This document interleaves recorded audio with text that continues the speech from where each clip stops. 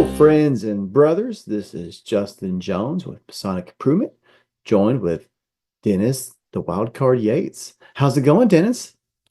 It's going good, and I'm very excited tonight because we have a topic that it's always pretty, you know, it's talked about a lot in lodges, but we don't really hear it outside of lodges. Um, and what makes it even more special today is that we have our brothers from the inner circle with us, and this is going to be a recorded show with our inner circle members, so that we get a perspective from all around the state in these matters and get an idea of how they feel like their service teams measure up. And even if they don't want to speak on their service teams, just some that they've seen in the areas or whatever districts around them, whatever. But anyways, this is an exciting show. I'm very excited to be here. I'm glad to be back from vacation. I missed you guys, and there's no better way to start it than with our inner circle. Yeah, absolutely. So let's kind of break it down because there might be some people, first of all, that maybe just aren't familiar with service teams, or maybe they aren't in our jurisdiction. So let's break down, what does a service team consist of? Well, I'd like to shuffle that off to a our right worshipful that's on the show tonight. And the reason why is because he knows exactly who the service team is. And he probably knows the history on it as well. I think the origination of the service team started back in Tom, most worshipful Chapman's first year, maybe a year before, or a couple years before him. They started out and then they kind of petered out, and then they came back, and then they went away, and then they came back. But really, this is something that needs to be here to stay. So, right worshipful Cody Stewart, I am so happy that you're on the show with us tonight. Can you tell all the listeners out there what a service team consists of, and just very basic functions of what they do? Right. I'm just going to hit the high points with this. You mentioned the service teams coming around in 2019 when Most Worshipful Chapman was Grandmaster for the first time. That the concept of the service team had existed for years before that. I don't know when it actually originated, but in its current form, it consists of the district deputy of any given district, the district instructor, the district communications officer, and the district education officer.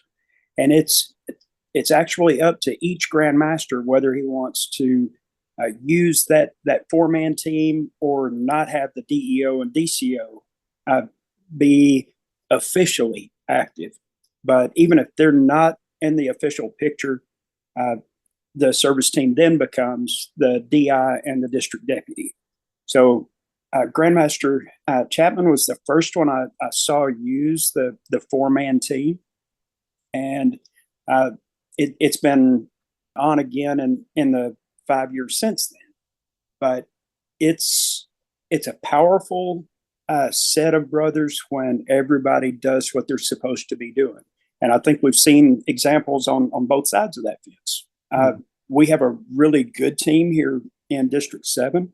Up in God's country, in Northeast Texas. But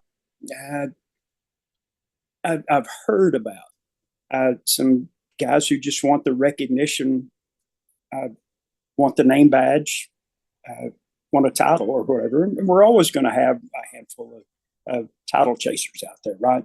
Yeah. But ultimately, that four-man team is quarterbacked by the district deputy. He's responsible for making sure that everybody has their marching orders and that they get it done. Again, he's the leader of the team every year. Very nice. Yeah, thank you. It's very good. So go ahead. With that in mind, so you got your district instructor who's in charge of instruction and imparting assistance with the ritual and things like that. Got the district deputy. Well, you need to be more specific on what he's instructing on, because that, I mean, what about the ritual is he instructing on and stuff like that? Is it his job to tell everybody? Not necessarily. But is it his job to be knowledgeable in how the ritual is supposed to play out? Absolutely. Yeah, you're right. Well, that's because sometimes the lines get blurred and we have the wrong people teaching the wrong stuff. Well, here's my mentality as a district instructor. It's my job to be knowledgeable or willing to at least learn what I need to learn. If I'm rusty on something, I need to be brushed up and able to help in any way possible. But I also have to remember, especially when I'm traveling to other lodges, I am a guest at that lodge. So what is not my job is to interrupt and disrupt and sideline things over I'm here to help. I'm here to serve. If you ask for my assistance, I will be happy to help. If you ask me to sit by you and help you out if you get stumped or something, that's my job as a district instructor. It's not my job to interrupt and just it's not my job to make everybody know how much I know. And you see that sometimes, not even necessarily from district instructors. I already got the badge. I don't really have to prove anything, but I'm there to serve. Does that kind of wrap it up pretty well? That's pretty good. Yeah. I feel the same approach really should be taken by all the officers. Communication officer, education officer, you should be there to serve your district, and you're not there. You should not take any position as a member of the service team to come into a lodge and kind of throw your weight around, if that makes sense.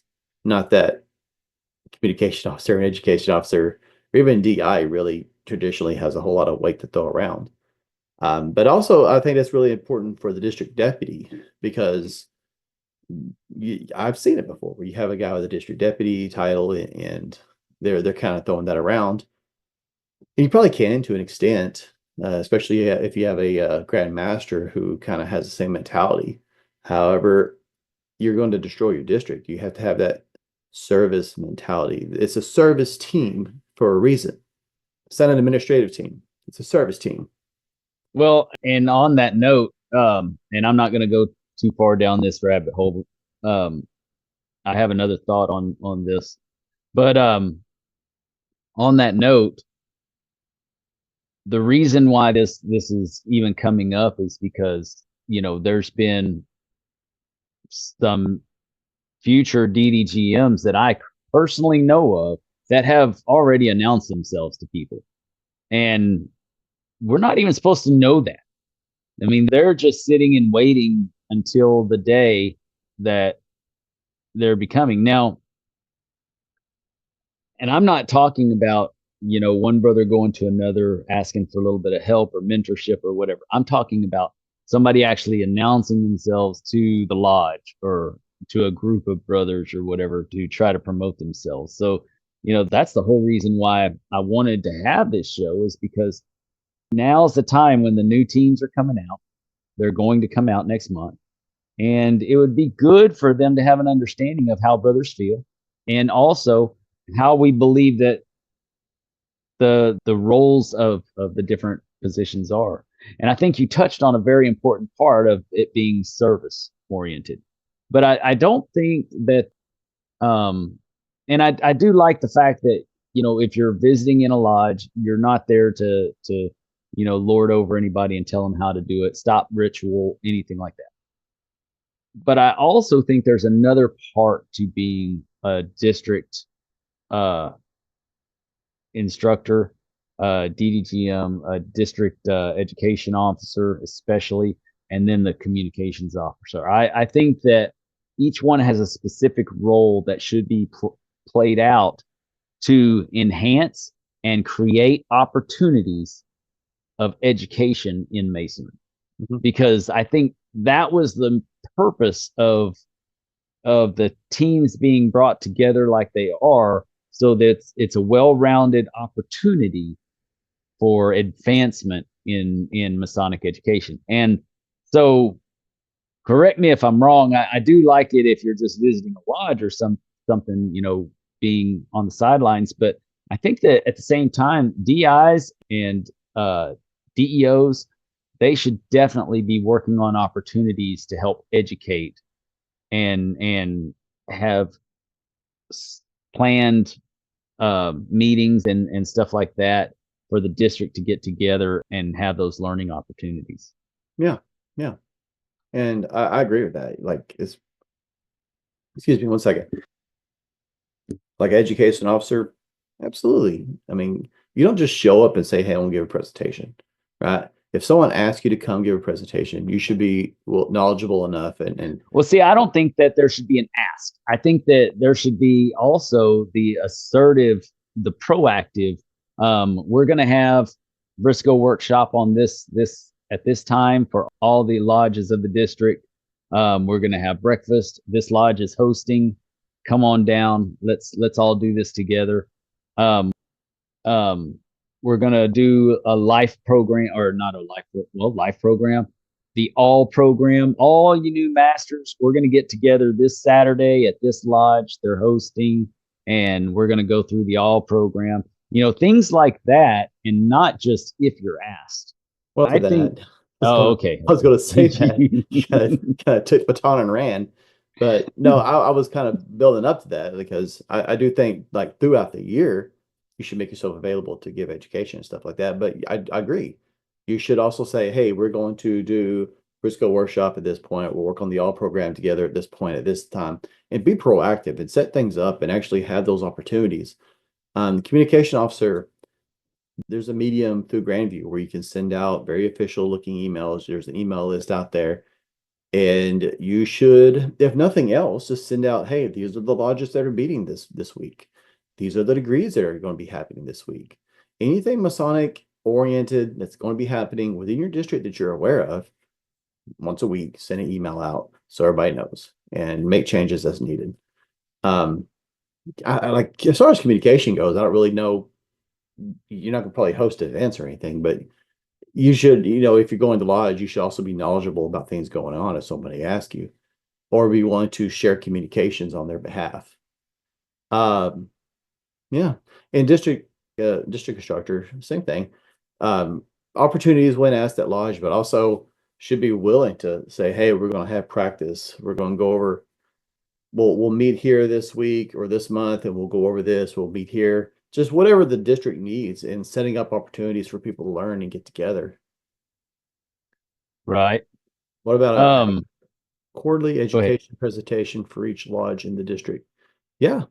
That goes back to making yourself available. I think you're not going to say, hey, I'm going to show up at Goliad in January and this is the presentation I'm going to give. But you should make yourself available and you're willing to do that. And often, and you should have something more interesting than a short talk, right? But kind of especially as a district education officer. Yeah. I mean, the short talks, they can go to the lodge education officers, and they don't even do that. No, don't. I know how you feel about it. I feel the same way. We should be doing more than the short talk bulletins. That's for us to read on our own time when we look at, in Grandview. But, the EO can also coordinate with the lodge education officer, if there is one, and help, plan out presentations, support them in offering more to the lodges. But here's kind of part of the reason we wanted to bring this up tonight. And so to be clear, the district deputy doesn't appoint the members of the service team. He can make recommendations to the Grand Master, but the Grand Master is the one that makes the recommending. So ultimately, there's a little bit of control outside the district deputy's hands, and that's fine. But the reason that we're kind of bringing this up is, first of all, it's important that whoever's on your service team is actually interested, at least, in doing their job, doing that role. I have seen communication officers that I didn't even know was a communication officer until like 9 months into the year when they finally showed up. I've seen education officers never give. It's a reason that we have a team, and it's not just the district deputy doing everything. There's a reason we give other people opportunities, these leadership opportunities like Dennis is talking about, because if you can't handle communications, then you probably can't handle district deputy one day. If you can't handle education, then you might have a hard time doing district instructor one day, and whatever else down the line. And so it gives you opportunities to grow as a person in a district position, but also demonstrate, hey, I'm capable of taking these things seriously. And so it's important that these people are passionate, or even if you're not that passionate, you at least develop a passion to do it, right? Because you're being asked to do it and you should be willing to serve your Grand Master in your district. However, also I wanted to hit on that the whole point of this having a team, like I said, is so that these people have these opportunities to grow. And it shouldn't be where one person just takes on everyone else's tasks. And I know there are rare cases where you have a district instructor and he's asked to be district deputy. That's not really what I'm talking about. What I am talking about is like a district instructor that's also the communication officer. And Shouldn't happen. no, it really shouldn't, especially if you have a healthy district where other people can do these things. I do feel district instructor, obviously that's something you want multiple years. Communication officers, that's probably something you want multiple years too. And here's why I think that, because Well, I think the same thing with the education officers. I think all of them are welcome to be I could see multiple that. year positions. If they're doing a good job, why not? But Yes. particularly with the communications, because the whole email thing takes a little bit to learn. And I'm not saying it's like mind-bogglingly hard, but once you get the hang of it and you're doing a good job, why drop it? So I do think Well, that and getting into the habit, because if you just hand it off to somebody else, and even if they can figure out the email, if they're not being consistent and sending out stuff or anything like that, the whole district suffers. So yeah, I agree. And district deputy, I mean, obviously, we all know that that's a one and done. You serve your year, you have the honor of serving, and then you step down. But the service team itself, more experience they have, I'm not the service team itself, but the majority of the service team, if they are doing it year after year and getting consistent and getting better, the district only benefits from it. well, I think on most cases, I think the Grand Master welcomes suggestions. If it's hard enough for him to network out and find DDGMs throughout this great state of Texas, to find all the district,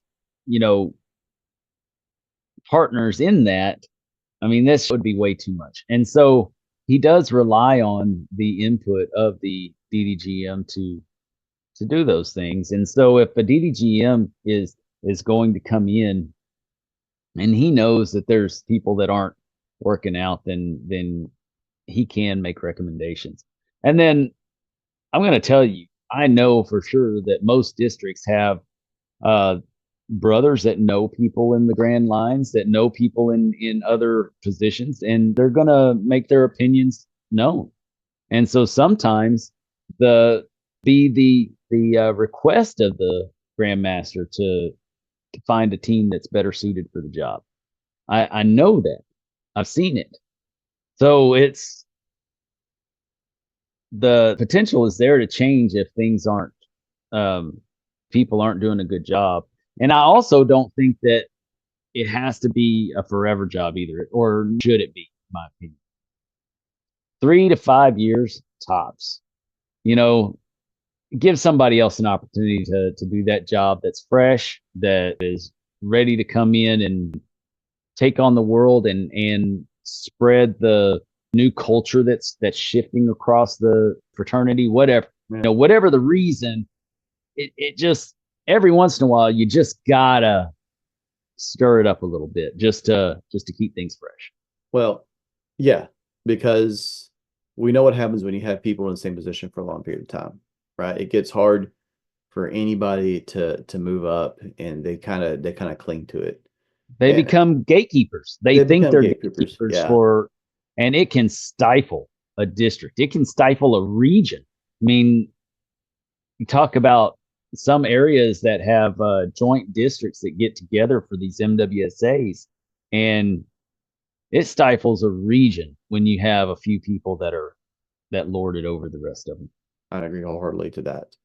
And it defeats the purpose of the service team because you're not really serving anything but yourself after a point, because you're just like you said, you're gatekeeping, but you're also just holding that position, which, I mean, it's an honor to serve. Don't get me wrong. I'm not belittling the position, but also it made to serve the people. And if you kind of lord that position over people, it's probably time. You probably don't deserve it. It's probably time to step down and give it to somebody else. In fact, I say probably, but I know it is. It's time to give it to somebody else. It's the same thing, not to get political, but you got the same people. It's the same mentality. People talking about like these people that have been in Congress for like 30 years, right? They're gatekeeping. It's probably time for you to step down and let somebody Oh else yeah, they're with the other heads of ideas. certain committees. They're the heads of this and that, and they stay there forever. And yeah, it really all it does is it hurts whatever organization that they're lording over, and that can be the same with us. And I wouldn't say move them out after 3, 4, or 5 years just because it's been a while. But if they've been doing it for a while and people are expressing interest, I would really like to be They need to have a mentor of some or district sort. deputy. Yeah, yeah. Well, you can't ask for district deputy, but like I would like to be communication officer one day or something like that. I agree. There could be like a mentorship program, like a year, and you just kind of pass it off and be sure that you have some consistency with the transition. And then you step back and you serve the district, and hopefully you've improved it, and you pass it on, and you're ready for other things. Yeah, kind of like oatmeal. It's good for you. But if it's on the burner for a while, it gets kind of stale and crusty on top. So you got to stir it up a little bit. That's how you make oatmeal cookies. And then add a little fruit and it's good to go, man. I won't comment on that. All right. So now that we've kind of done an overall picture of these things, do any of you brothers have anything different from what we were saying? I feel like we've just kind of taken on the whole talk, and this was really y'all's opportunity to speak on your teams or on teams that you've seen. Let's not say your teams. Yeah, you Let's should never talk say about, my team. You yeah, should say I know of a team in another district. right. I'll We're hear- talking about sister districts and teams. Don't give up his secrets, man. It's That's never not cool. at my lodge. You You do this. You should say I know of a lodge. Go ahead, Jason. Jason, what do you got, Jason? Well, if I say anything good, it's from my district. If I say anything bad, it's another district. That's exactly right. Yeah. Ultimately, I mean, I was district communications officer last year, and the main reason that I got it was because I was already the secretary for the Masters, Past Masters, Ward, and Secretary Association, and that role already does a weekly calendar for District 35, both A and B. So it's a combined association. So, I was already doing weekly communications, and when they brought the DCO position back, they were just like basically, well, Jason's already doing it, so why not just let him have the title? And I was like, well, well, yeah. I mean, why not? So anyway, yeah, I basically continued what I was doing. So there wasn't a whole lot that I did differently as DCO, as the district secretary. So, that really didn't change. So this year, though, I moved over to be the district education officer, and then we have somebody else doing the DCO part. And I so he's done a pretty good job. He created a district Facebook page and regularly posts events about, he'll kind of go out there, see what's on the district calendar, and then he'll create events on the district page to help kind of promote those events and all that kind of stuff.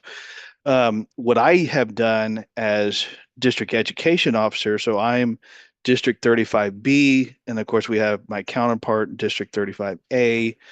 And so one of the things that we did is basically kind of switch back and forth throughout the year at all the Masters Past Masters Association meetings to make sure that there was an education piece at each one.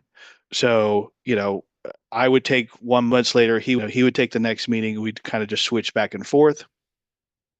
And then we did have 2 district education nights. I did one earlier in the year that was focused mainly on like Grand Lodge programs.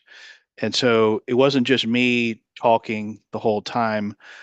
I did a section, the other education officer did a section, and then each of the district deputies did a section.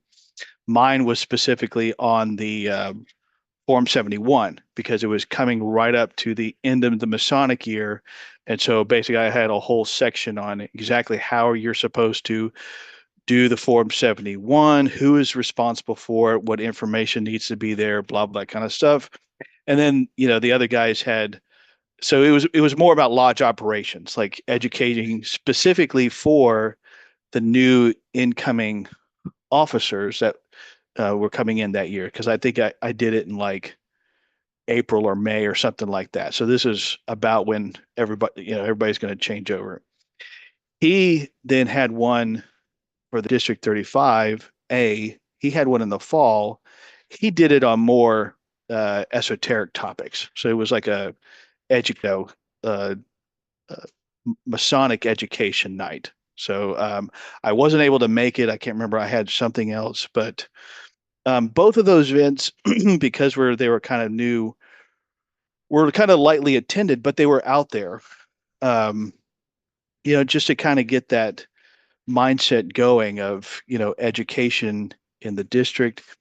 I did organize, I thought was really important was to make sure that we had a Briscoe workshop. Obviously, I could have run it myself, but I know someone far better in Chris Williams, and so he came out and did the Briscoe workshop.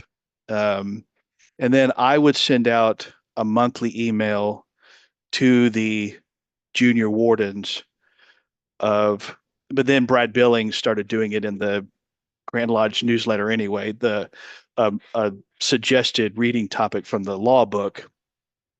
So he kind of stepped on my thunder there, but whatever. So that was a lot of the stuff that I did.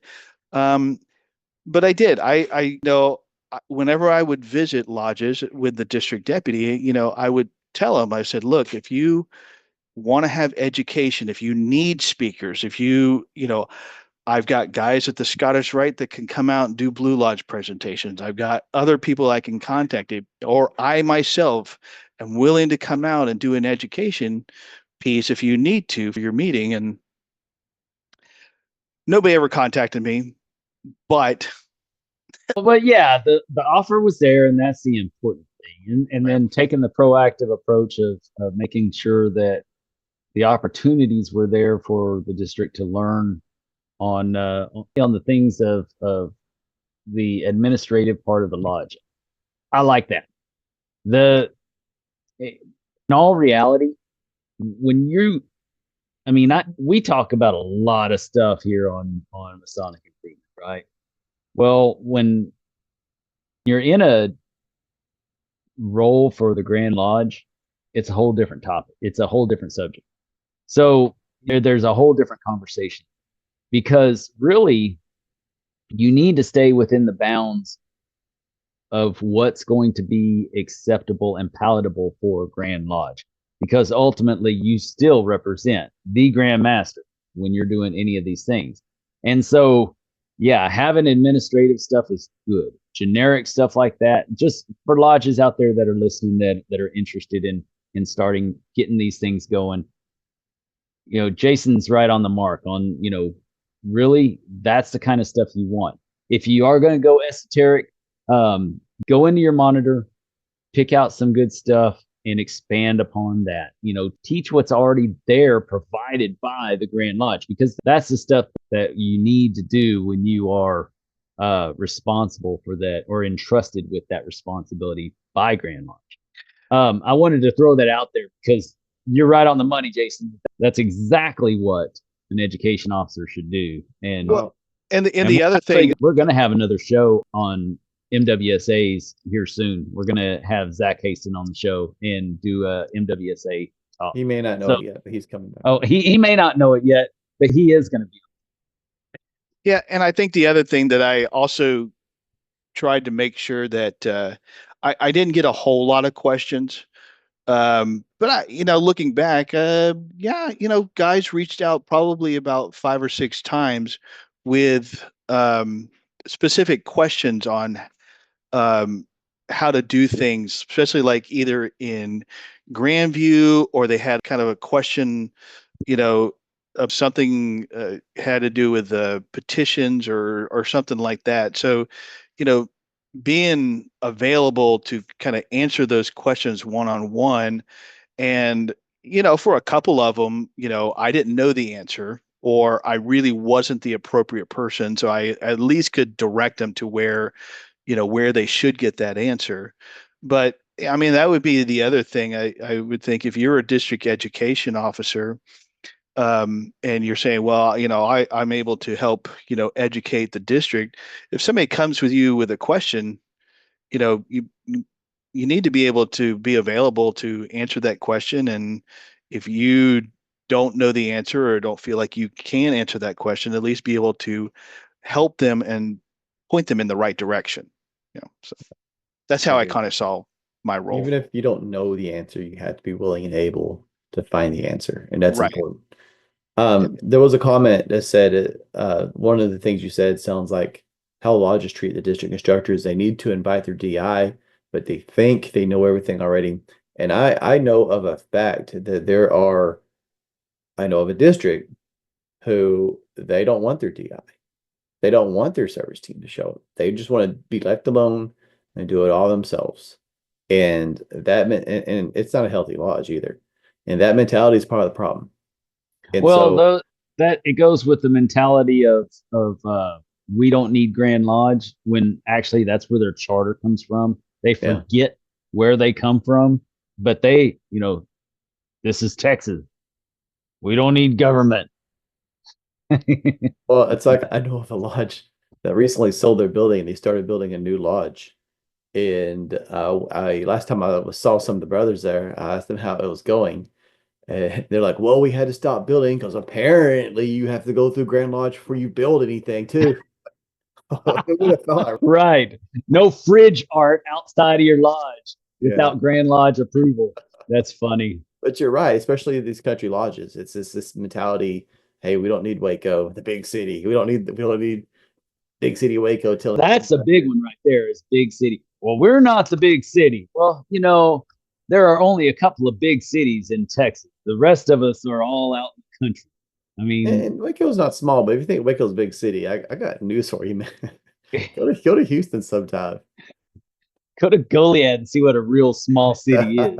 It's and getting smaller. But I think as far as education goes, I think we just need to be more insistent. And I'm not saying be obnoxious and turn people away from it, but not just talking about education officer. Now we're talking about like the OLT and things like that. We have to talk about that more. We have to be more insistent that people go to these things and attend it, because I've never spoke with anyone who's gone to it and regretted it. But I've talked to a lot of people that have talked crap about it, but then they go, they're like, oh yeah, that was really good. And so it's important to get people that talk crap that have never been. Yeah, exactly. So it's important that we really insist on this education. Nobody likes training at their job, but you need it. Nobody likes training at their lodge, but you know what? You need it if you want to serve your team, if you want to serve the district, if you want to serve your lodge. You have to. So this education is important, and it doesn't have to be how to administer a lodge. I'm not just saying that, but any kind of education to get people thinking, to introduce ideas to your lodge. That's what's important. That's why we have to do these things. But as far as a service team, and you got these lodges like I'm talking about, they're obstinate. They don't want the assistance. Often, and I'm just as guilty, I'll be honest, often they don't have those guys even showing up at their lodge. And so it's also important as a service team. And again, I'm not pointing fingers, because I'm just as guilty. As a service team, you have to be willing to be seen and be willing to travel throughout your district relatively consistently. If you're the communication officer or the education officer, and no one has seen you in their lodge in 7, 8 months, they probably don't really care if you show up or not anyway, right? But if you're visiting, you're not even suggesting, you're not even saying, hey, let's do this. You're just making yourself known and offering services. They will eventually become more, because when they don't see you, they're like, well, they don't want to have anything to do with us. We don't want their help anyway. But if you're there, if you're making an appearance, I think that goes a long way. And Brad, I saw your hand up. I just Oh, go ahead, Brad. Yeah, I wanted to kind of speak on what you were just talking about. So, my theme this month, this quarter at my lodge is fortitude, um, which goes along with what you're saying. So, as a worshipful master of a lodge, I have to be pretty proactive and have a lot of fortitude to continue to keep pushing my objective through, of what, and try to keep people interested. But I feel like on a district level, it's actually even more so. Like you really have to be more so and have a lot more fortitude and continue to travel and visit and be a part of all the brothers and all the lodges in your district. Otherwise, it's almost like you were talking about in the very beginning of it's just like a kind of a name badge kind of thing. Like you're just trying to get that name badge.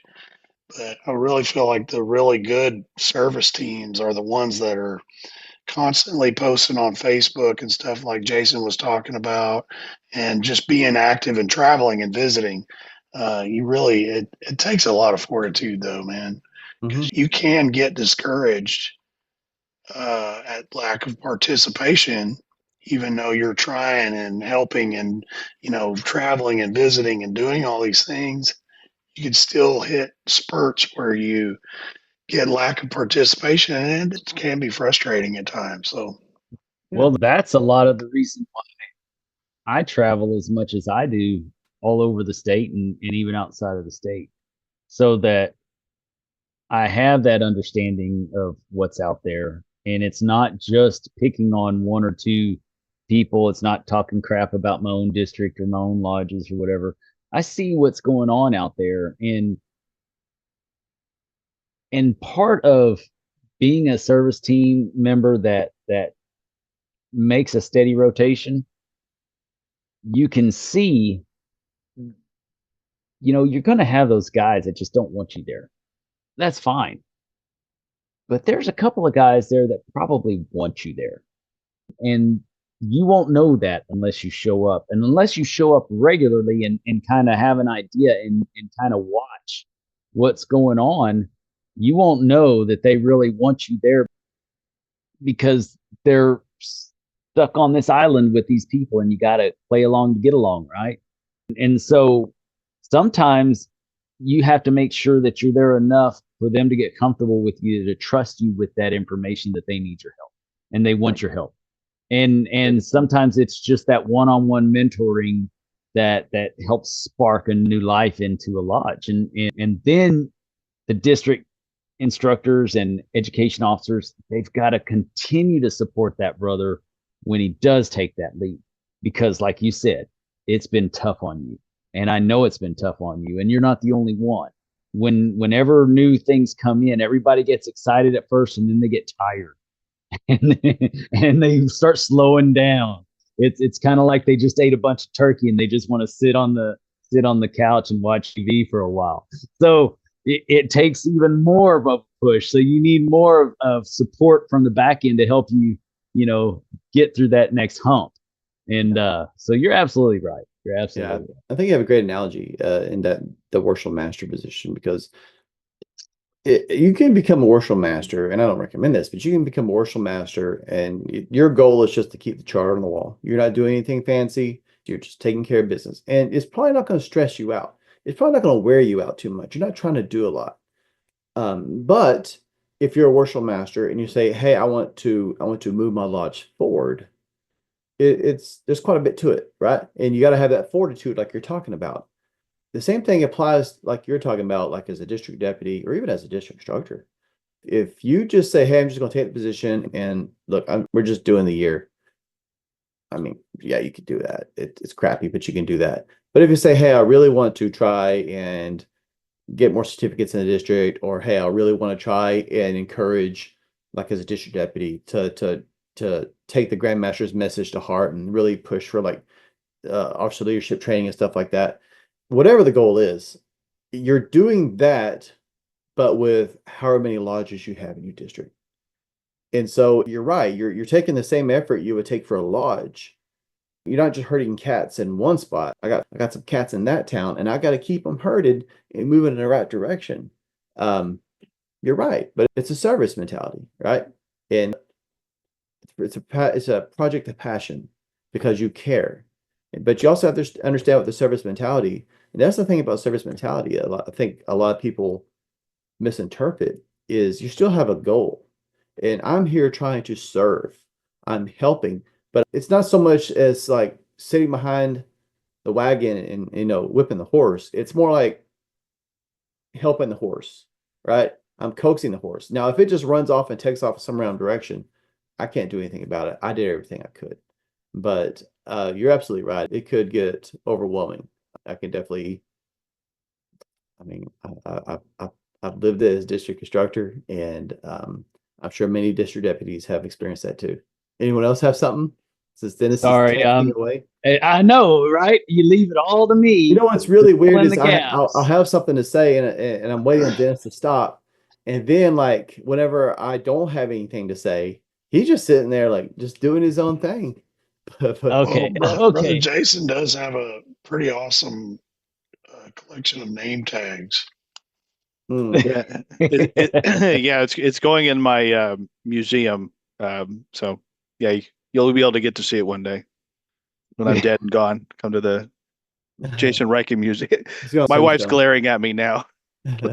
Right. That's funny. He'll have a name tag on his corpse at the funeral.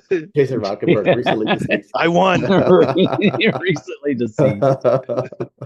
That's funny. Guest of honor. So we've talked quite a bit about a couple of the topics.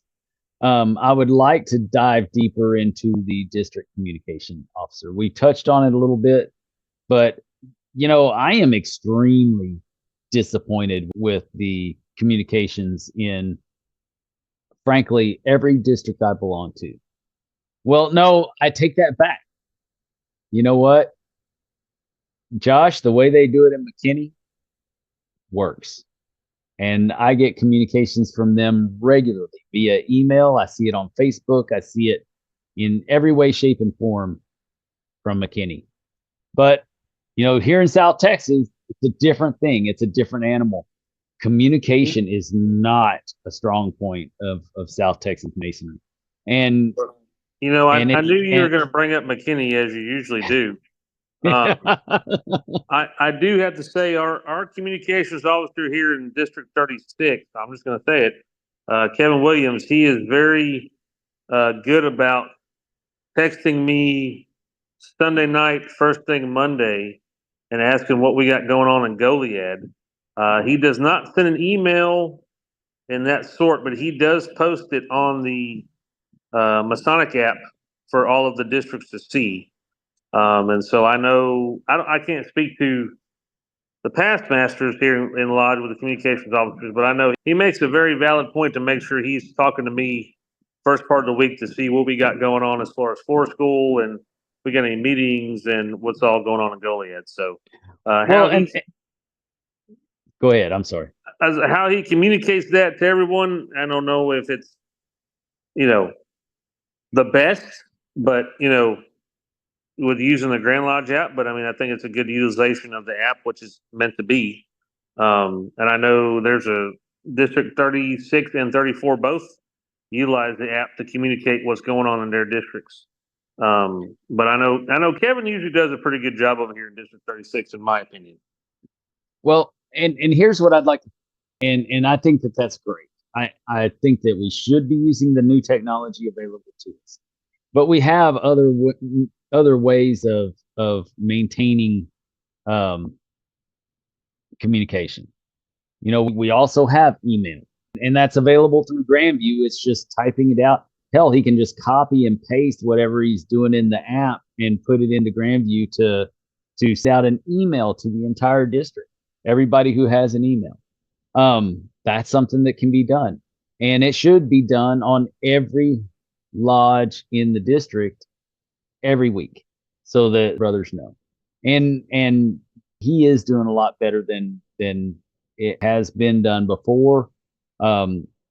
Other brothers just used email in the past, and they didn't utilize the app. So, I think that he's good, and especially good that he's calling on the lodges to find out what they're doing individually. That's the job, and that's awesome.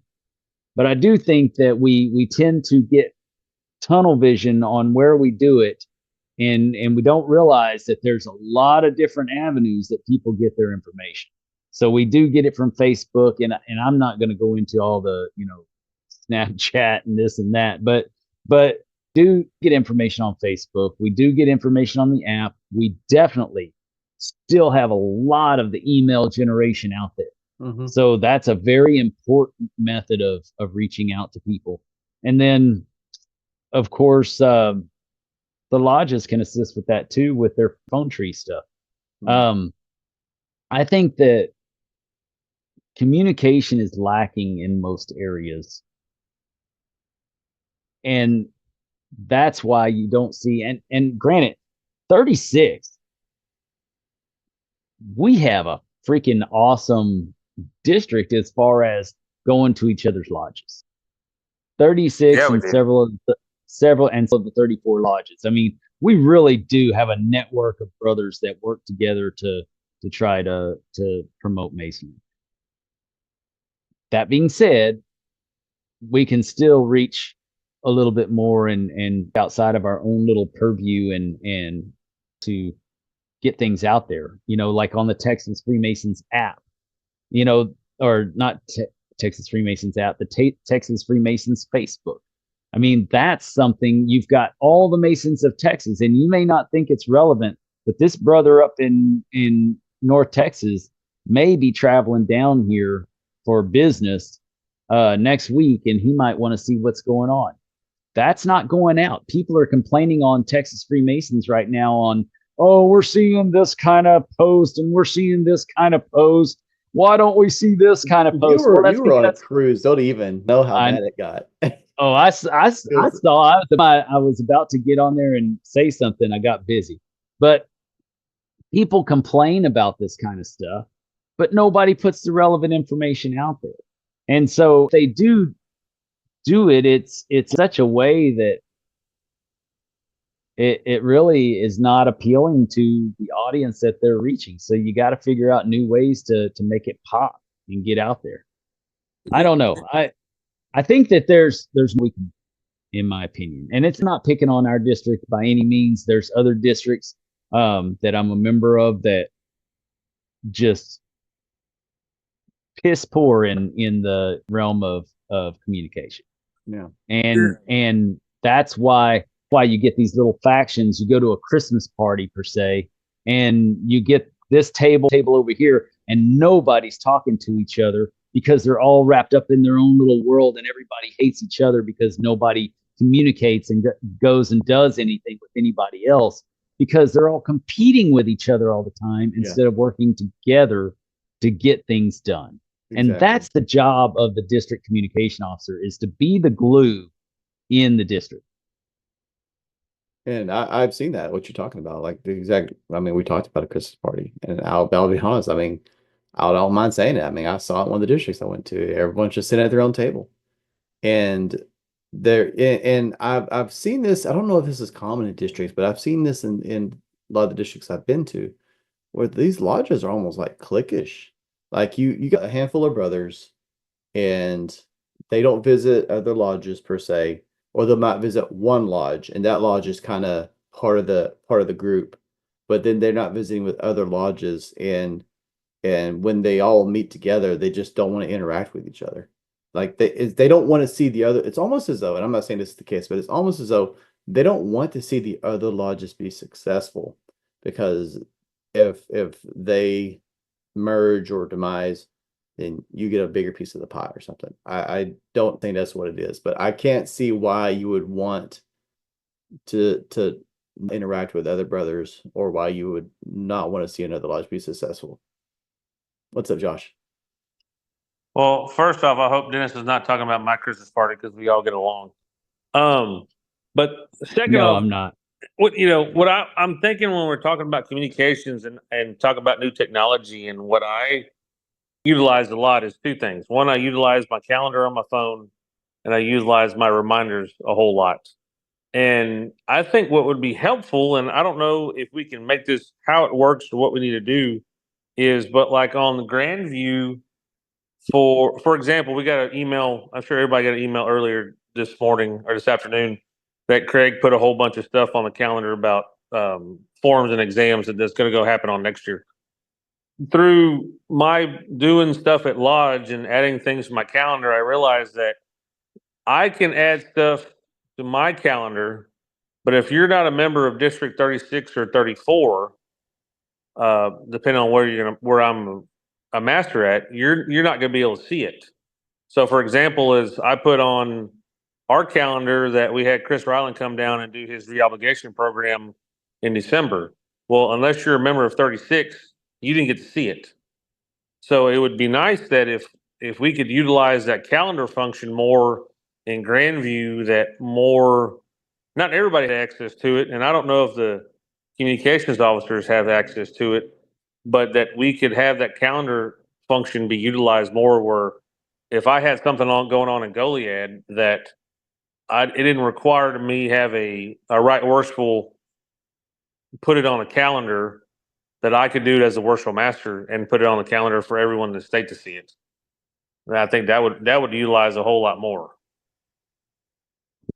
Well, I think that's good, and we're moving towards that direction with Grandview, it being a one-stop shop kind of thing and tied in with the app.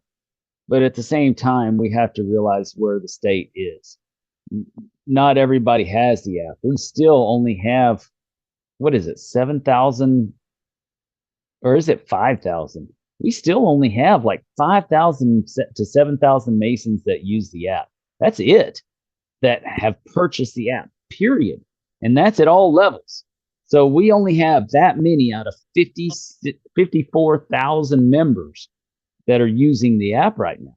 So, but at the same time, you also have that calendar function can be used through Grandview. So technically, yeah, but don't have to have the Texas Masonic app, but you can log into your Grandview and see it.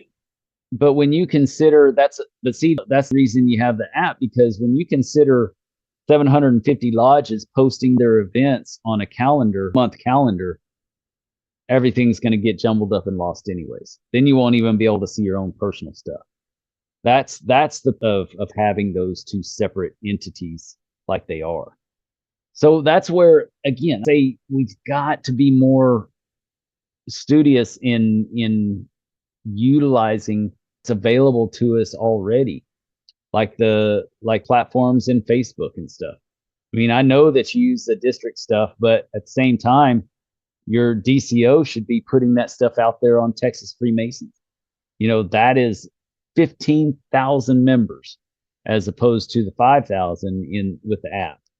And that's all over Texas, and it's actually all over the country. Oh, well, actually all over the world. Anybody who's recognized by the Grand Lodge of Texas. So, I mean, you got to think about what your goal is. If you want to just stay with one medium and expect to reach the masses, it's not going to happen. You got to realize what the limits of that medium is. All right, I'm gonna respond to something real quick. But Josh, I don't mean to knock what you're trying to say, because that there could, heck, I wish I saw more Grand Lodge stuff on that calendar. If it just had that on there added on with our local stuff, I would be happy. But I don't see that even. It's really just a calendar for the lodge for that particular platform. Well, and this is something that can't be reiterated enough. Having just one way to reach out to people is not going to reach everybody. If you do email, first of all, anything's better than nothing. Don't get me wrong. Starting with something's better than nothing. But if you just use the email system, that's great. You're reaching out to people. But leveraging Facebook at the same time, like a district page, phone trees, group varies. I've used that with some lodges before with great success. Having multiple ways, and not reach people that won't be reached, but to kind of touch people more than one. As weird as that sound, if I see something once, I may forget it, but if I see it 2 or 3 times, different ways, it will help me to remember it. And so having multiple ways to put things in front of people is great. And I agree. Like it'd be nice if one day there's an app and I say, "Hey, I'm Christy. What's going on tonight?" And there's an app that says within 50 miles this is what's going on tonight Masonically, or hey, I'm going to be going to New Mexico. I'm going to be going to Albuquerque on this date. What do we know is going on, right? So something like that would be really helpful too, like a Google Maps for Masonic activities or something. But anything's better than nothing. But I would say 2-3 ways, and if you can do that, you're hitting well. Because, excuse me, if I just do email, I'm hitting the same people every time. The people that get emails and check the emails, they're going to be the ones that read it. They may or may not show up, but it's always going to be them. If I'm doing that and I'm doing Facebook on the district page or something, now I'm possibly in front of different groups of people, or at least I'm overlapping. The people are seeing it twice.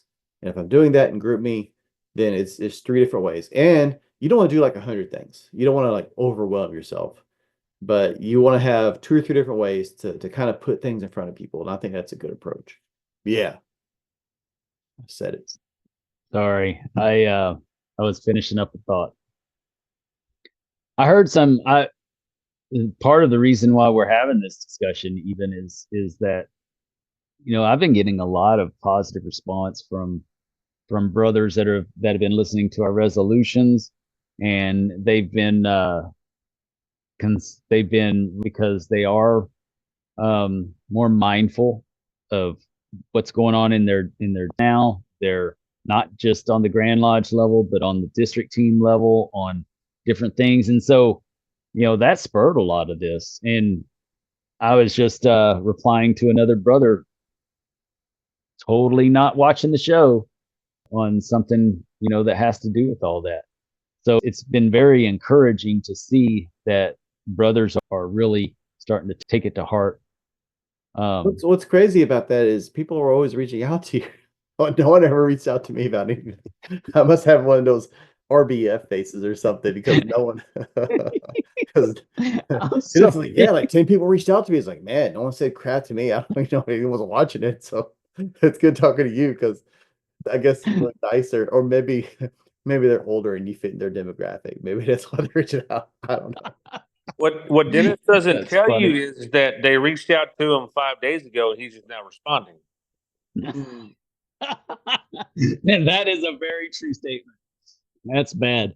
Well, that's because, okay, perfect case in point. So I was talking to a brother yesterday that he's another brother that people call, people email, people text. This brother has at least 10, if not 15 different email accounts, just like me, right?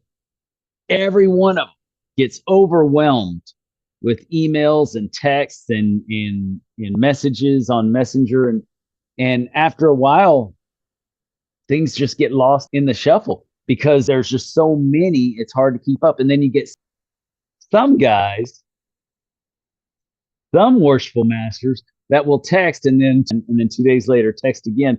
So you have all these texts just from this one person, and you still have all these other people you got to get to, and you think, I'm going to make him wait just a little bit longer. I need one more text before I'm going to reply. He does the same thing to me.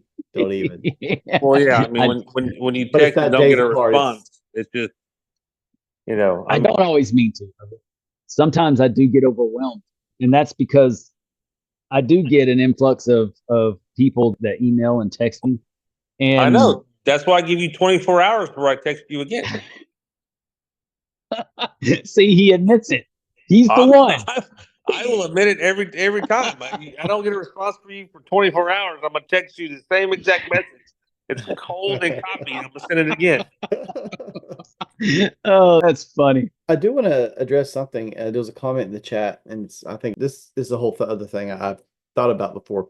So understanding where people are is the most significant thing first. Where do they look? What is the preferred method of communication? Text, email, Facebook. Where are they and what will they read? As a first-year DCO, it can be hard at all times to figure that out.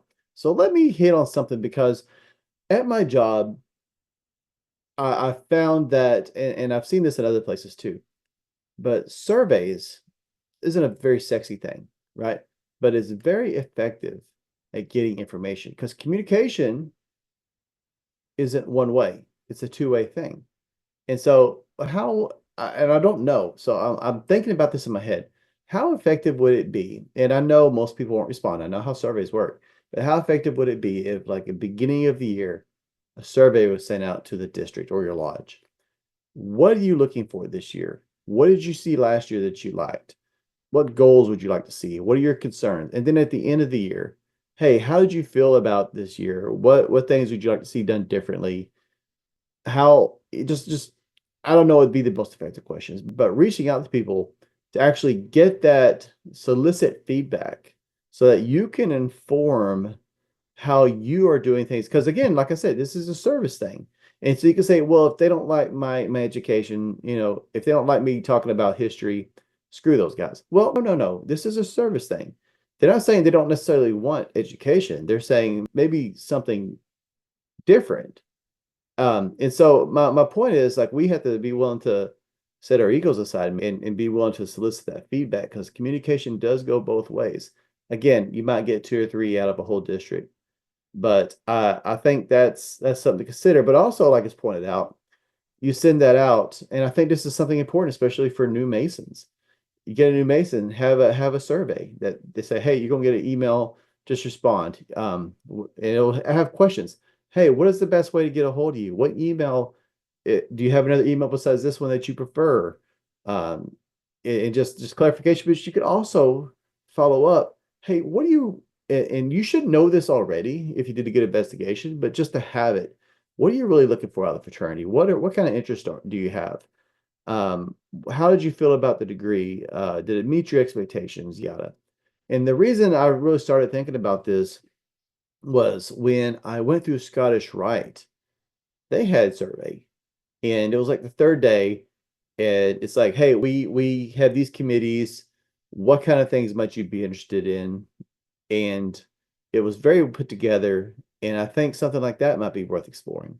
Dennis is texting again. See what it gets with Dennis? That's why I'm replying to this thing here so that I don't say what I have already mentioned to you in private before on the air. So why don't you just keep talking, Justin? I don't know what you're talking about. Yeah, so you said you like the idea of surveys. I don't know what a good survey looks like. Let me take that back. I know what a good survey looks like from, like, my field, but for a volunteer organization where you may or may not get feedback, I don't know what that looks like. But it's worth exploring. And I think even at a grand level, we should probably explore. Surveys are not hard to do. Google Forms has made it so much easier than we've ever probably had it in the past. You're an idiot. What? Who are you talking to? That surveys are good. Surveys are good to do. Read your messages. Surveys are good to do, and on every level, it's what major corporations do to see what the temperature of the room is. It's how they determine if their management is going in the right direction, upper and lower. There's usually in the chat, dude. Oh, I gotta scroll down. I'm sorry, I was scrolling. Maybe I shouldn't let you talk so much. Just let you read. So yeah, they're actually pretty good on multiple levels, and I know that it's being worked on in different organizations to get that done. The point I would like to make is that on surveys, If only 3 people reply to a survey, that's the 3 people who give a shit enough to do. Yeah. That's who you listen to. Yeah. Screw everybody else. I agree. So when it comes time to do a survey, let's say a survey goes out to everyone on Grandview, and everyone with an email that's registered on Grandview gets a survey because they're the ones who want to get emails from Grand Lodge, right? And you're not going to do a paper survey. We're not going to have this blue envelope thing with a survey, or this, say, a green envelope thing. I don't want to talk bad about the blue envelope. We're not going to have a green envelope with a survey and spend, $50,000 and only get a response from 20 people. So Yeah. you send a survey out to people who give a damn about getting an email. They get their email. If they reply, you take that percentage of people, you listen to what they say, and you move in that direction because they're the ones who give a shit. And if you don't like the direction it goes, respond to the next one.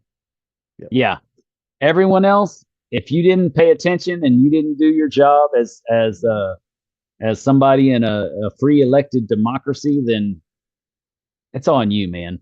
Don't blame anybody else for your hardships in any organization that you're a part of that sends you a survey looking for your personal feedback. You hit a really good point, and that is you got to work with the information. You solicit information.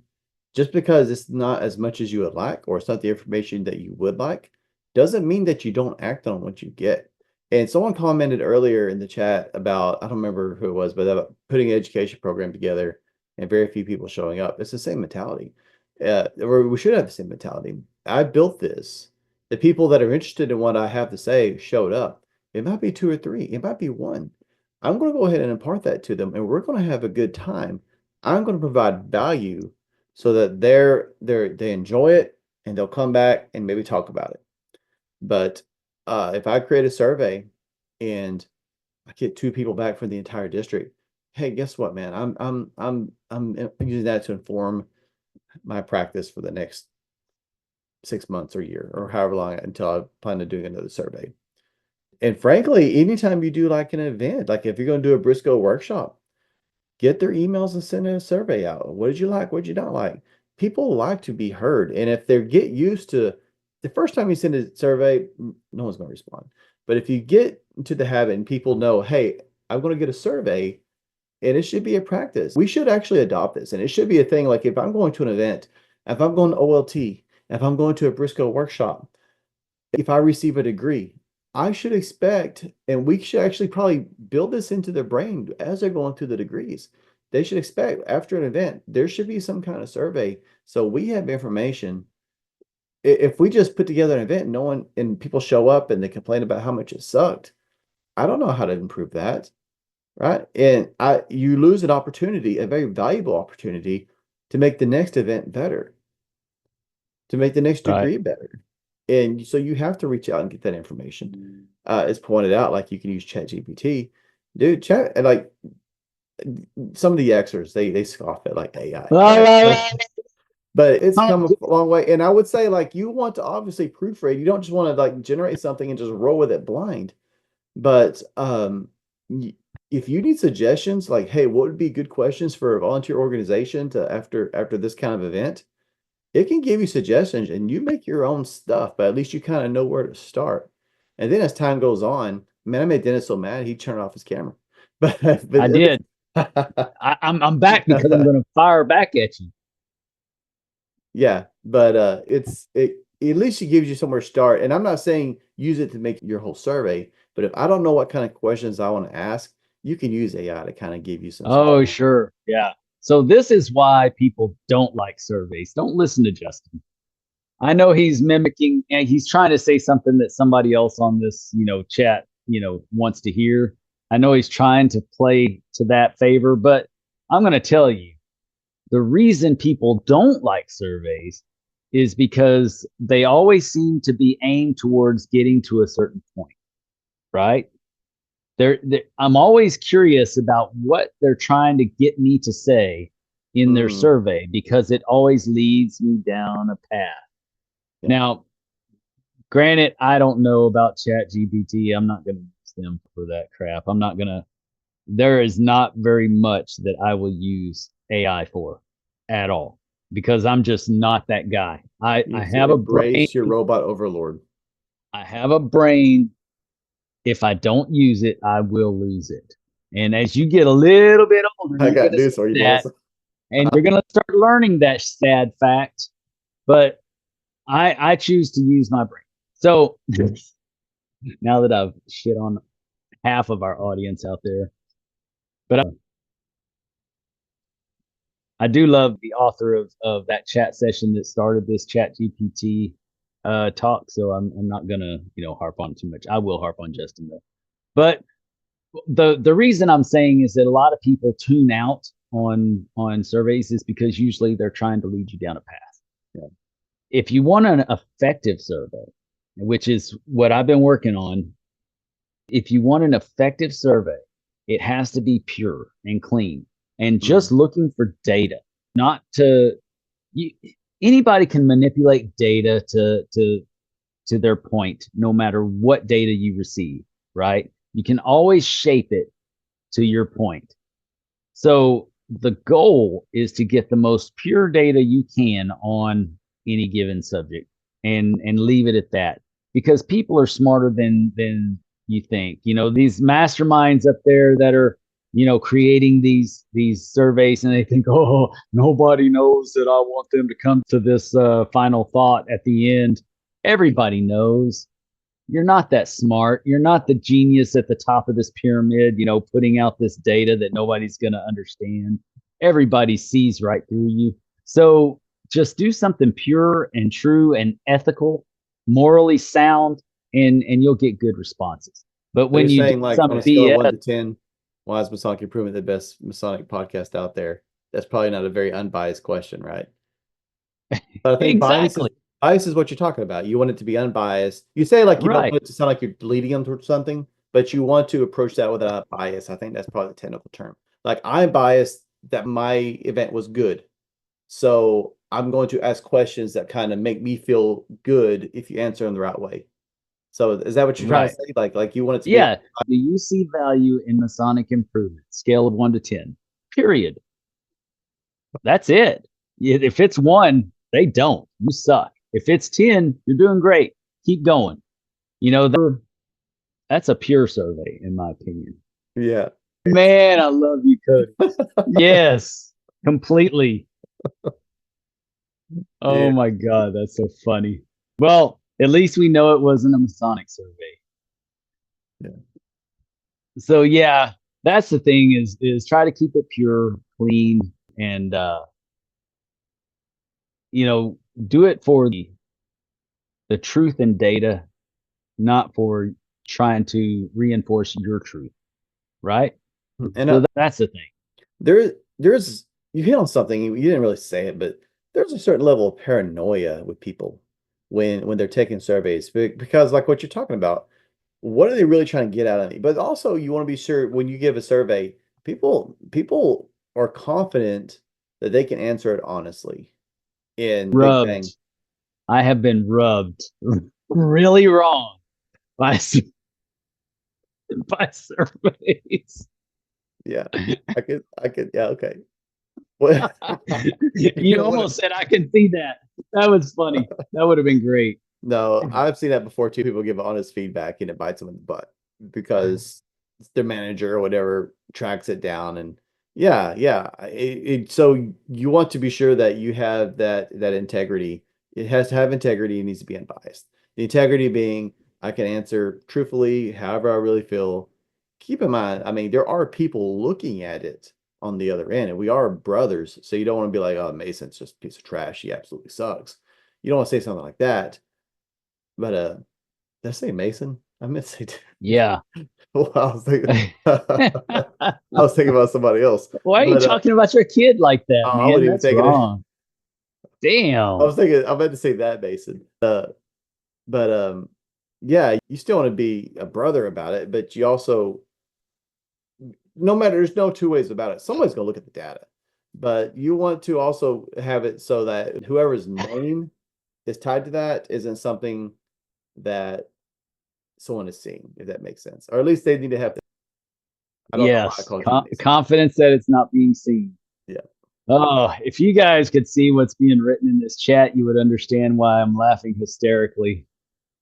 Which brings up a good time for I'm breaking into an ad of hear no evil, see no evil, speak no evil. This is some of the art that I got on my trip that I'm absolutely stoked about. And it's got all kinds of symbolism all over the skulls on each one of them. And man, I'm just enjoying looking at these things and trying to decipher what's being said in this story on every one. But anyways, yeah, this is good stuff, but we got a little bit sidetracked. So we got heavy on the surveys here, but really we were on the service teams. And yeah, I think having a survey asking about the qualifications and the execution of the service teams is a good thing to do. Yeah. You know, the Grand Masters keep taking them off and taking them off because they're getting feedback from the people who they think care, right? They're not hearing it from all the brothers, just the few that have their ear. And so they remove it because they think it's not effective. But we need to have surveys out there so that we know if these guys are being effective or not, so we can make the change when necessary. Because there are the gatekeepers out there. There are the feather holders, and we definitely don't need them to be the ones that are putting stuff out there.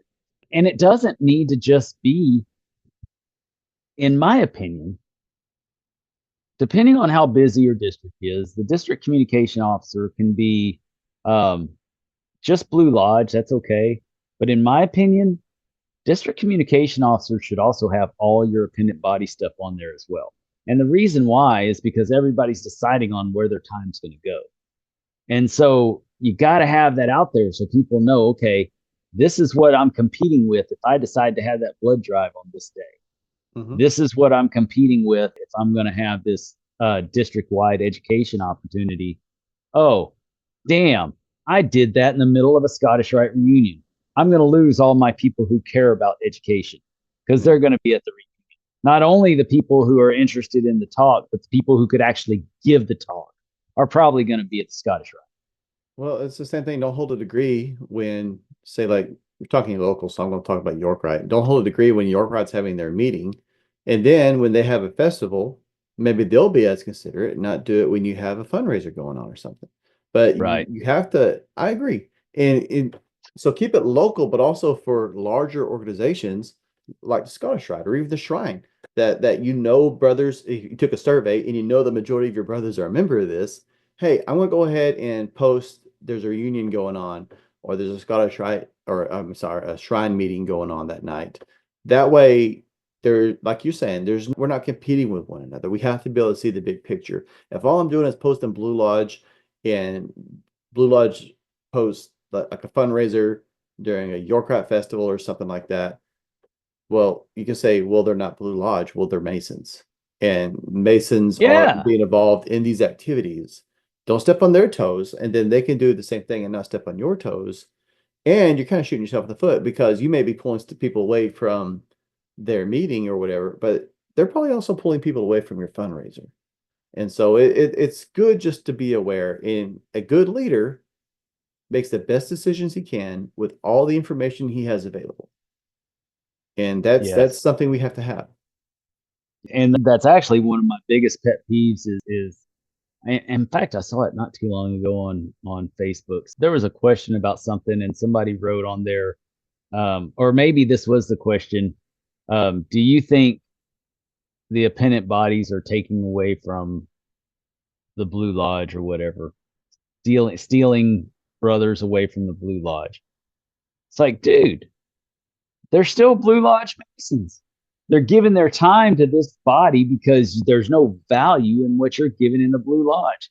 If they want more value in the Blue Lodge and you're not willing to allow them to provide that value within their own setting, they're going to walk and go somewhere else. They're going to find a setting that they can be a part of that value or create that value within that setting. And if you're not conflicting your events, they're not really stealing away from you, right? Because like you said, they're still Masons. It's not like they left the Blue Lodge to go join York Rite or Scottish Rite. You're Right. mad because they're not showing up to your events that you're scheduling during conflicting times. Right. That's what you're mad about. And so, Well, yeah, and that's why I think that it's very important, especially for the appendant bodies out there that are listening, anybody that's in charge of these decisions. Most of them already have a good understanding of this stuff, but you know, it's very important to keep the reunions on a certain weekend, on a certain month every year. And you know, we have them twice a year. And same thing with York Rite festivals. I don't know why, for some reason, York Rite festivals are planned out just like Blue Lodge. Oh yeah, because everybody says they're the extension of Blue Lodge. That's probably why they're planned out the same way, and they never have a steady every year. This is when we do this festival. If the bigger stuff would do that required more membership, if they would have their stuff consistently at the same time every year, kind of like Grand Lodge, even though it's Martin Luther King Day on the following Monday, Grand Lodge is on the third weekend of January every year. So you know that's Grand Lodge. When you're going to plan your calendar for the next 3 years, you can say that's when Grand Lodge is going to happen. And it should be the same way with the York Rite as well as the Scottish Rite on the festival times and the reunion times. And if you miss a reunion or a festival because you don't have enough people, then you wait until the next one and you put it on then. You don't wait for a month later and then do your festival.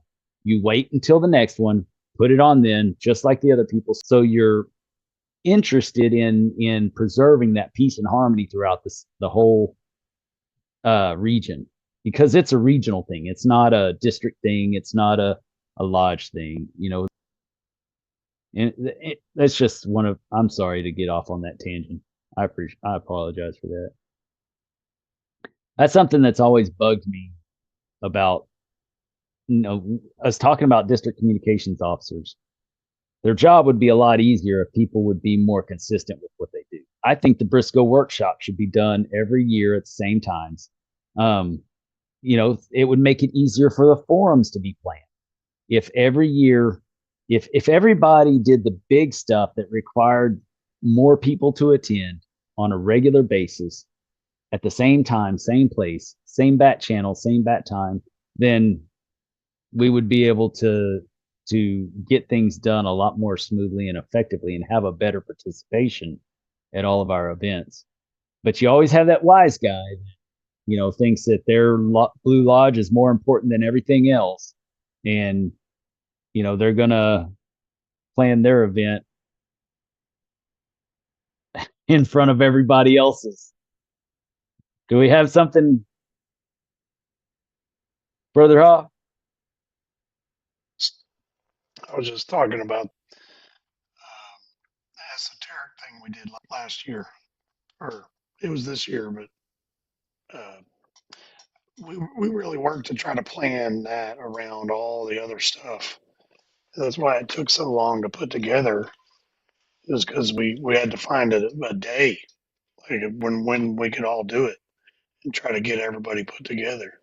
And then it just kind of fell into place. When we found that right day, everything else just happened. It was a good event. Right.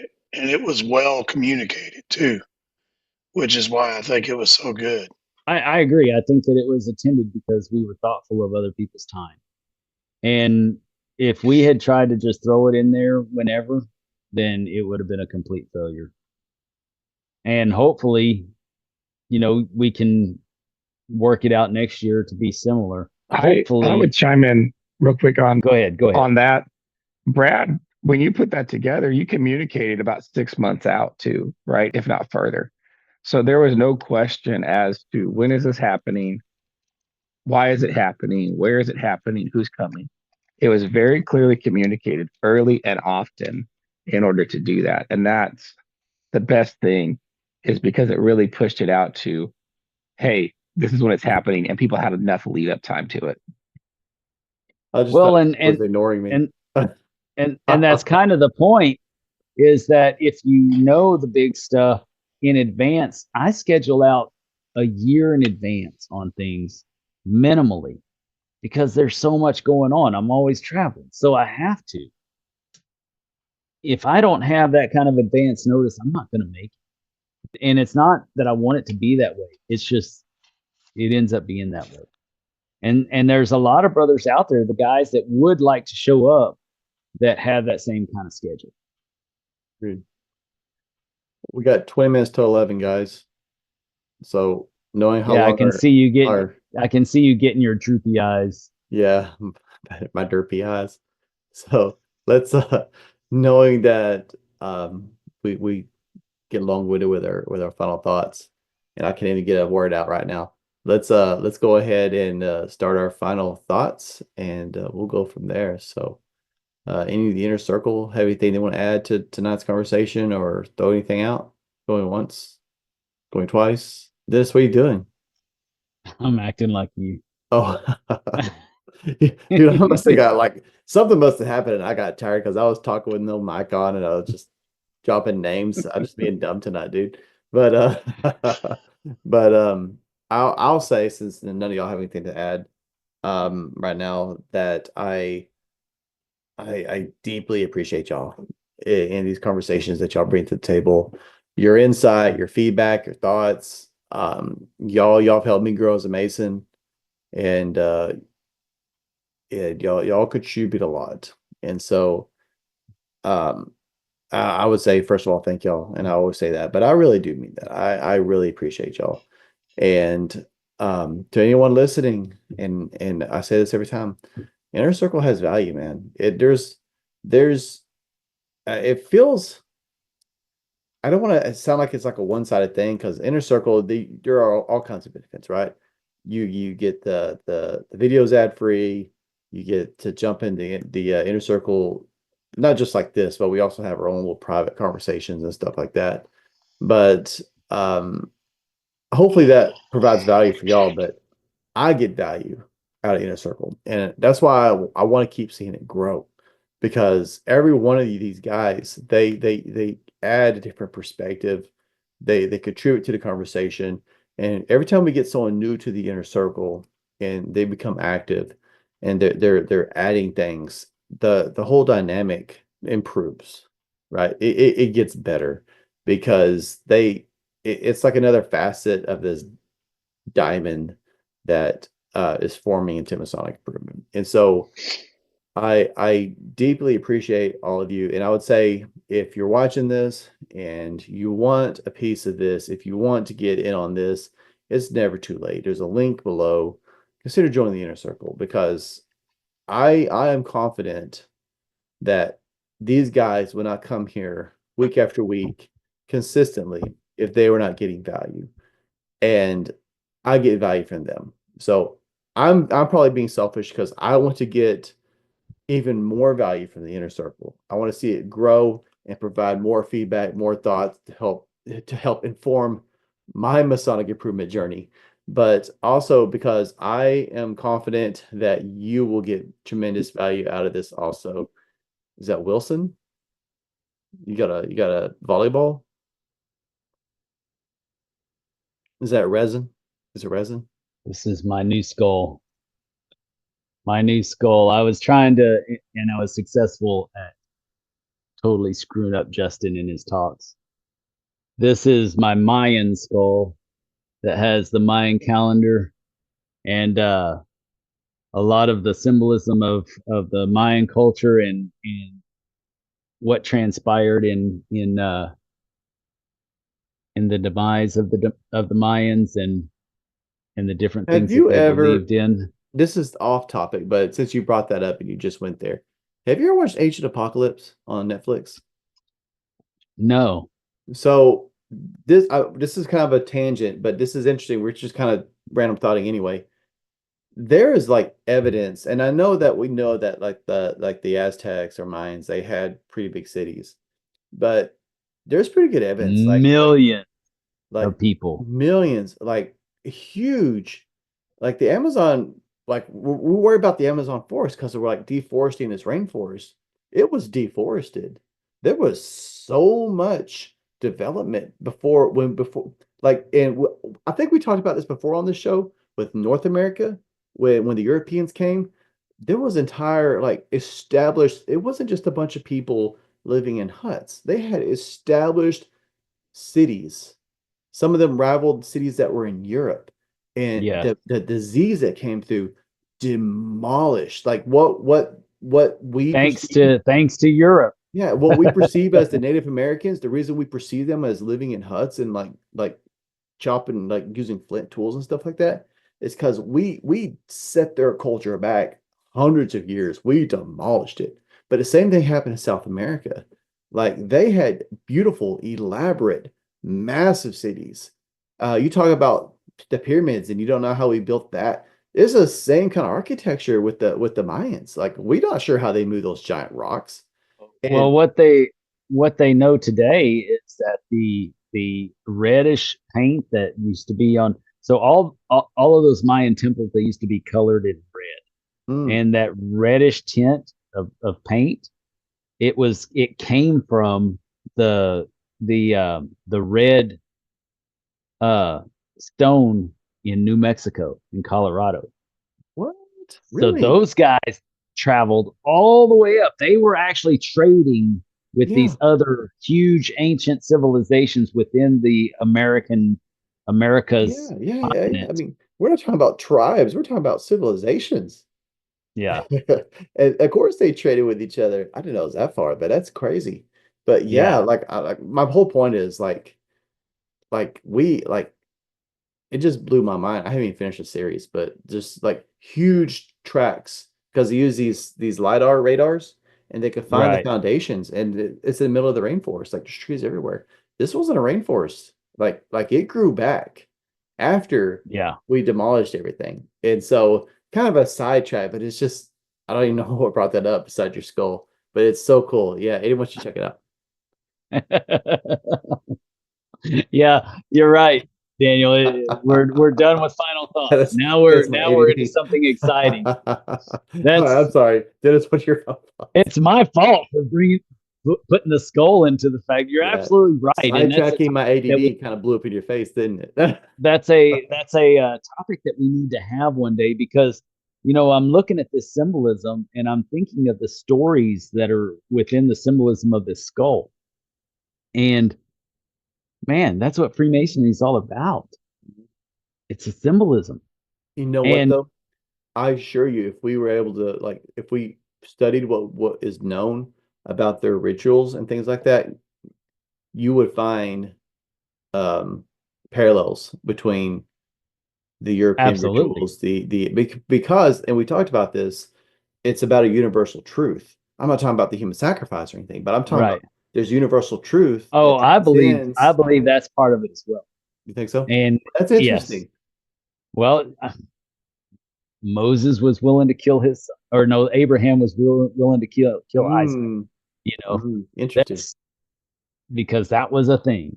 It was a thing. So, Nice. but anyways, we ought to have a show on that one of these days, because That'd be cool. I too find the ancient civilizations as just Well, watch freaking Ancient Apocalypse if you haven't, because it's Graham phenomenal. Hancock. It's really cool. You should check it out. It's two Okay, seasons. we'll all have to watch Ancient Apocalypse, and then we'll all have to get together and discuss it There and we talk go. about the different thoughts that we have on, Put on our this. tinfoil hats. Hell yeah, man. Hell yeah. One thing that was very curious about my trip is I'm sitting there talking to the guide. I'm one of those guys that I always sit next to the guide because I just want to talk to him. I want to dig in, right? And so I'm sitting there talking to him, and he said, "Yeah, we all know that they shaped their heads, and they thought, and many people think that they were trying to make their heads look like aliens or whatever, but really they thought that it created a different stimulation in the brain to make them more powerful thinkers. And for all we know, that's the truth, because they came up with the first calendars, the first the first zero, the first zero. Except there's elongated skulls with no suture marks. So, but right. But well, they used wood to squeeze them squeeze the baby's heads. Yeah. But Yeah. the human skull has the suture marks from when the Oh, plates okay. fused together, but some of these elongated Right. skulls don't have suture marks, so that implies Right. So, anyways, we're something sitting else. there talking, and he said, I brought that up. I said, man, I truly believe that they're our ancestors in some way, shape, or form. I don't know how, but we're connected with them. And time for everybody to put their tin hats on. So he and I are sitting there talking about it, and he said, well, in reality, though, if you look at what they developed, Mayan people were not ignorant, and they didn't require some being from another world to give them this information. They learned it on their own, and they developed it on their own. And the reason I know this is because this was happening, back in 1500 BC, and they didn't have cell phones. Mhm. So 1500 BC, if the aliens had come down with that technology, we would have had cell phones a lot sooner than today. I don't know. I would say like every culture has some myth of someone coming down from the heavens and imparting knowledge.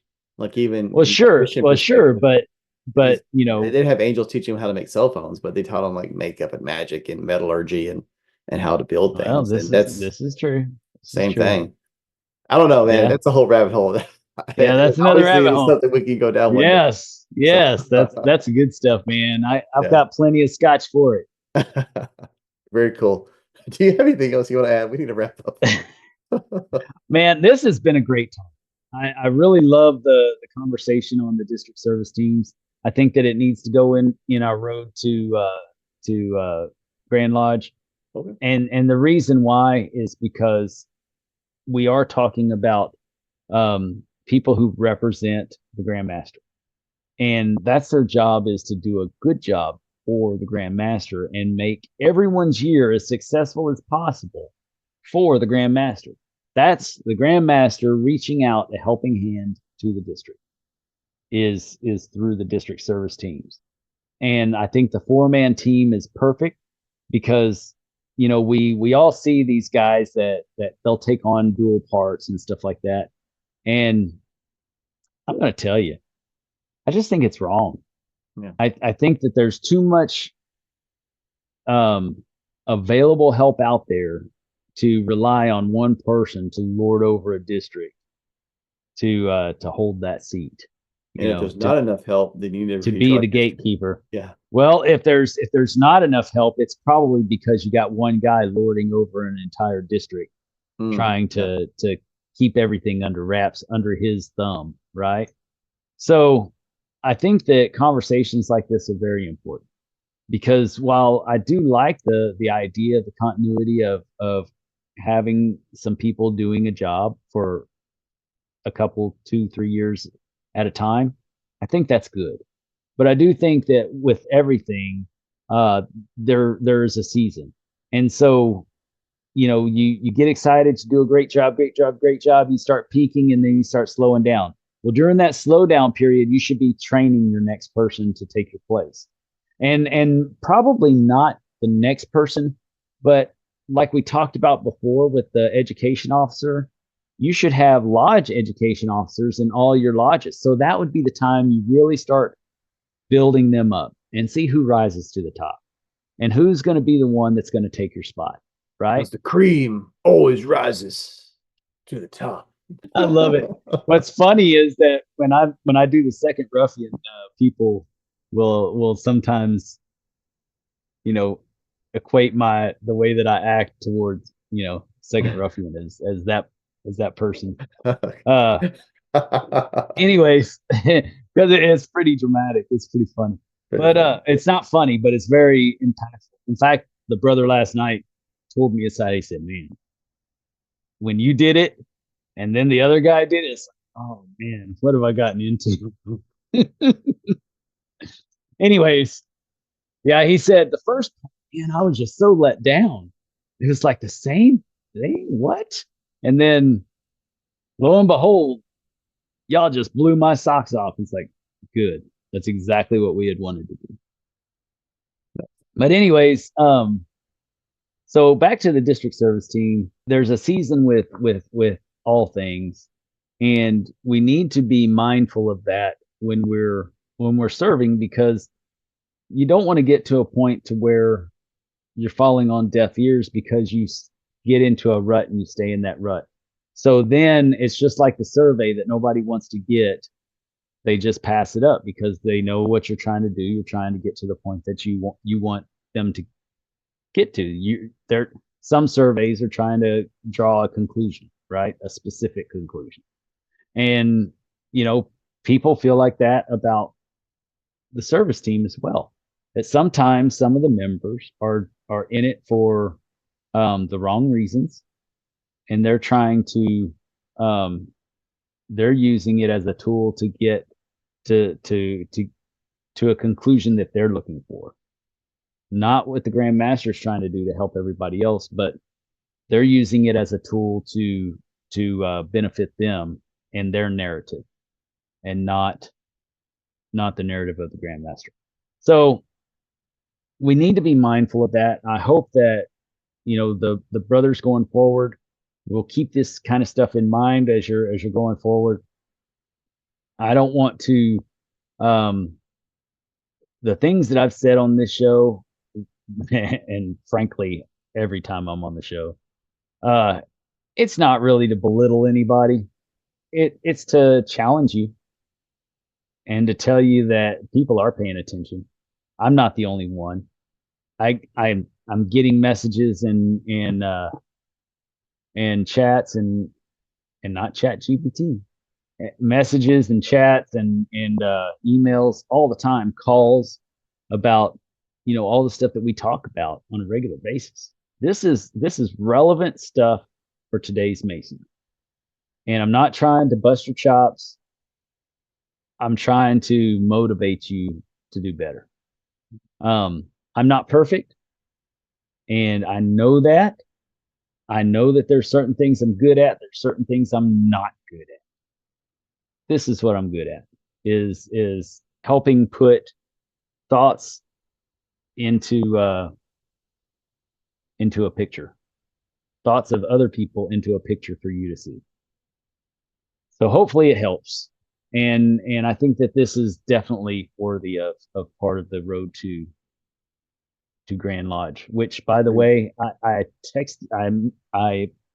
put out on Texas Freemasons again today. I revitalized the post on the second annual dinner, Masonic Improvement Dinner, which is going to be on the Thursday night. The deadline is going to come up quick for being able to get your seat. So you need to go ahead and do that, because we're going to start sending out the emails for you to go directly to to Diamondbacks and place your order. And that way you will be paid for, except for your alcoholic beverages, and you'll have your seat at the table. But if you don't get that email from us, you're not going to be accepted at the table. And that goes with anybody. So I need you to make sure and reach out so that we can reach out to you and make this as smooth as possible. This is what I agreed to with our host. Our event planner has worked all this out to where we don't have to go through some third party collections service or whatever to get everything paid for. Y'all can just go on directly, pick the items that you want, pay for it, and you have your seat at the table. And that's the reservation list that we will be using for you to come in, for you to walk through the doors. And any of you that were there last year, can't wait to see you this year. I know you're going to enjoy it just as much. Our speaker, our guest speaker for this event, is none other than Kyle Walquist, and he's going to be speaking on the next steps going forward. What do we do going forward? That's what he's going to be speaking on. And it's going to be a good one. It's going to be a good one, because we all know where we are. We know where we came from. Now, what do we do going forward so that we can prosper in this newfound sense of relaxation, sense of brotherly love and affection, sense of of, Masonry. What Love do we it. do with this? So I'm real excited about this. I can't wait for this to happen. Again, that's on the Thursday night. It'll be first you have the hospitality suite for Carlton Newberry, and then you'll come over to us at 6 o'clock and have dinner. And we have the bar inside the dining facilities. Yes, Be awesome. and then and we have the hospitality suite again on Friday night, hosted by Austin 12. And I do not want to leave that out because that's an important one, because I'm glad they're still part of our great fraternity in Texas. And they deserve to be and should have never had that issue going on. Absolutely. So we're going to go there and support them on Friday night before we head over to the bar and grill. And after a bunch of turtles are made, and man, it's going to be a great weekend. And that's just the stuff outside of Grand Lodge. So, brothers, get registered. If you don't think that it's important for you to be there, you're wrong. You're absolutely wrong. There is concern on some topics. There have been some things worked through even in the past week, but there's still stuff that requires your vote. We have 27 resolutions. It requires your vote to decide where we're going to go with our fraternity. Well, just to tackle, I know these are your final thoughts, but there are some people based off some of the comments on us on Facebook that think that everything just resolved itself and it problem solved. You don't control an organization for decades and lose 1 year and just be done. And so if you, I know we don't like drama, right? But we can't be allergic to taking ownership of our fraternity. And there are a lot of people that are counting on a certain level of apathy this year so they can start pushing things back the way they want. And I've seen the comments, well, tell us, show us. No, man, like we called it out last year. We were right. And we're telling you to be vigilant. And if that's not enough for you, then I'm sorry, man. We cannot hold your hands through this transition. And it is a transition. And it is moving in the right direction. How easy it is, how long it takes, depends on your willingness and your ability to show up and vote for the Texas Freemasonry you want. But this idea that it's over and anything, I had some brothers make comments. I was really, I'll be honest, I kind of lost a little bit of respect for some people based on some of the things they said. It's not over, guys. And I'm not saying it's going to be like an all out like it was last year, but we still need to show up and we need to be obstinate. And this is what we voted for, and this is the direction things need to go. Sorry, Yeah. Dennis. I know you're doing your final thoughts. It That's irked good. me. Yeah, that's good, and that's important for people to understand. It's I tend to say exactly what's on my mind at all times because I could give two shits what anybody else thinks about me. If they kick me out tomorrow, they kick me out tomorrow. But as long as I'm a member, I'm going to uphold, and I'll be careful on how I say this.